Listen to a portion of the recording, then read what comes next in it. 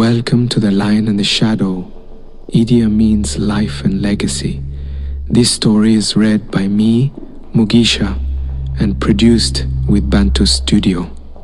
Join us as we continue the journey, chapter by chapter, exploring the rise, reign, and fall of Idi Amin. Narration, Chapter 3. The 1950s and early 1960s were years of transformation across Africa. The winds of independence swept through colonies, carrying with them both hope and uncertainty. Uganda, like many nations, stood at a crossroads. The old colonial order was weakening, and the future of self-rule was approaching fast. For Idi Amin, this period marked a moment when a soldier's career could also become a political weapon. By now, he had built a reputation as one of the strongest African soldiers in the King's African Rifles. He had experience from Kenya during the Mau Mau uprising, and he had fought in Somalia and elsewhere in East Africa, serving British interests. His loyalty to the army was unquestioned, but his ambition was beginning to stretch beyond the barracks. In 1962, Uganda achieved independence from Britain.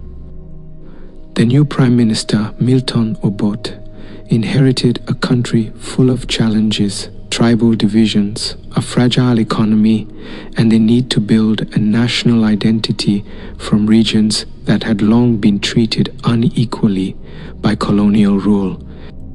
Idi Amin, at this time, was a rising figure in the newly formed Uganda army, which had replaced the colonial King's African Rifles within the country. Obote saw in Amin a useful ally, a man from the north who commanded loyalty among soldiers and who could act as a counterbalance to rivals in the south. But Amin's record was already controversial. In 1962, he led a brutal expedition into Karamoja, a region in northeastern Uganda, where he was accused of violent abuses against civilians. Later, during the early 1960s, Amin was involved in operations in Congo, where Uganda's army supported rebels during the chaos following Congo's independence. Reports of atrocities followed him, but Amin's personal charm and his usefulness to Obote shielded him from punishment. At the same time, Amin's flamboyant personality began to shine in public life. He loved to show off his boxing titles, his strength, and his charisma.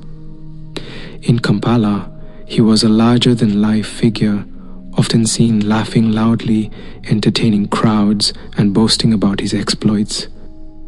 He was not yet a politician, but he was becoming a public figure, a soldier known by ordinary Ugandans. Meanwhile, his relationship with Prime Minister Obote deepened. Obote was ambitious and calculating. He needed men like Amin to secure his hold on power. Amin in turn needed Obote's patronage to continue his rise in the army. The two men, so different in style, one a political strategist, the other a soldier with raw energy, began a partnership that would shape Uganda's destiny. By the mid-1960s, Idi Amin had risen to the rank of major. He was one of the most powerful men in the army, with thousands of soldiers under his influence.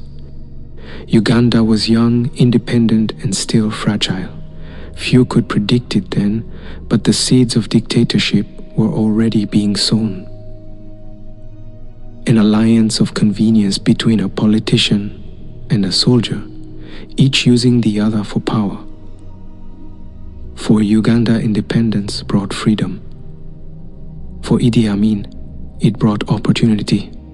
The boy from Koboko, once a cook in the barracks, was now a key figure in the nation's army, standing on the edge of a political stage that would soon define his life. This has been Chapter 3, The Road to Independence, from The Lion and the Shadow, Idi Amin's Life and Legacy, read by me, Mugisha, and produced with Bantu Studio. Join us in Chapter 4, where we witness the growing tensions between Milton Obote and Idi Amin and the first signs of a struggle for power.